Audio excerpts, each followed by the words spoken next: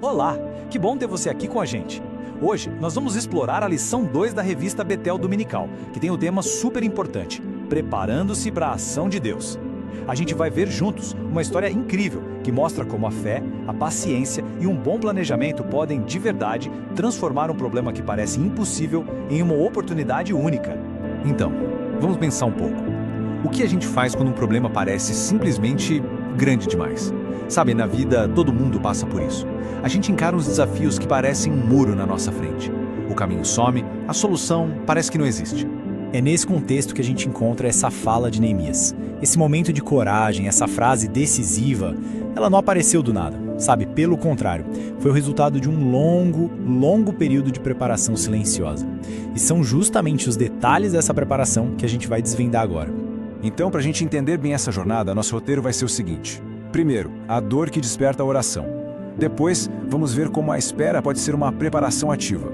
Na sequência, o momento certo e a resposta certa. Daí, a gente junta fé e planejamento e, por fim, como a gente pode trazer tudo isso para a nossa vida hoje. Vamos começar então pelo início de tudo. E olha que interessante, a história não começa com uma visão celestial ou algo sobrenatural. Começa com uma notícia devastadora. Neemias descobre que a cidade onde ele nasceu, Jerusalém, está completamente em ruínas e o povo de lá vive numa miséria terrível. E a reação dele a essa notícia é fundamental. Ele não sai correndo para agir, nem se entrega ao desespero. A primeira atitude dele é se voltar para Deus com oração, jejum, confissão. Ele entendeu uma coisa muito importante. Antes de qualquer ação lá fora, é preciso um alinhamento por dentro, uma busca sincera por direção. Isso nos leva a uma reflexão bem forte, né? Decidir sem orar é presunção, mas orar antes de decidir é obediência. E essa frase resume perfeitamente a base da atitude de Neemias. Ele escolheu o caminho da obediência, não da arrogância. Bom, vamos avançar um pouco na história para ver o que acontece. Neemias orou, mas a resposta não veio na hora. Nenhuma porta se abriu imediatamente. O que veio foi um período de espera. E é aqui que a história fica ainda mais interessante. Olha só que interessante essa linha do tempo. Do momento em que Neemias recebe a notícia ruim até a chance de falar com o rei, se passam 4 meses. 4 meses! Pensa bem, esse tempo todo poderia ter sido um convite à impaciência, à desistência, né? Mas para Neemias isso se tornou, na verdade, uma vantagem estratégica. E o ponto-chave é este: não foi uma espera passiva, sabe, de braços cruzados, só reclamando. Foi uma preparação ativa. Enquanto o tempo passava, ele orava, jejuava e, crucialmente, planejava. Esse período transformou Neemias, que era um copeiro, em um líder pronto para executar uma missão complexa. E então, depois daqueles 4 meses de preparação silenciosa, o grande momento chega. Neemias está lá, fazendo o trabalho dele, servindo o rei. Mas a tristeza dele, que ele vinha escondendo esse tempo todo, finalmente transparece no seu rosto. E aqui a gente precisa entender o perigo. Naquela época, um servo aparecer triste na frente do rei era algo gravíssimo. Podia ser interpretado como deslealdade, como se ele estivesse tramando algo. Era um erro que poderia custar a vida dele. O medo que ele sentiu foi muito real. E é exatamente nesse momento de medo, antes de dizer uma única palavra, que Neemias faz uma oração relâmpago, ali, em silêncio. Isso mostra que a dependência dele de Deus não era só para os longos meses de espera, mas também para aquela fração de segundo que ia definir todo o futuro do seu plano. E a resposta que ele dá, genial. Ele não faz um pedido político, ele transforma a questão em um assunto de honra familiar. Ele fala sobre o lugar onde seus pais foram enterrados. Isso toca num ponto muito sensível para a cultura da época, o respeito aos antepassados. Uma jogada de mestre.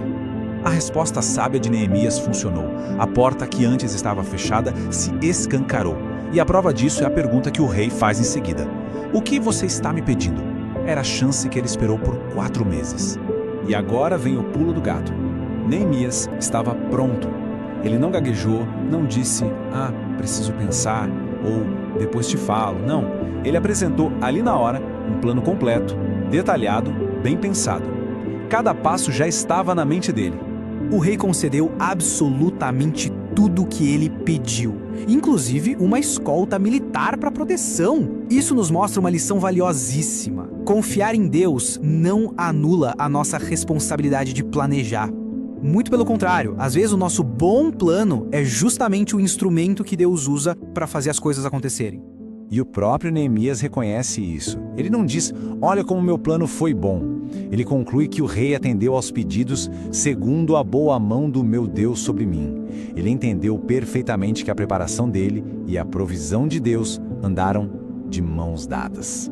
Ok, a história é fantástica. Mas e pra gente, hoje? Como a gente pode aplicar tudo isso? Bom, essa lição toda nos apresenta um conceito muito poderoso, que é o conceito de fé ativa.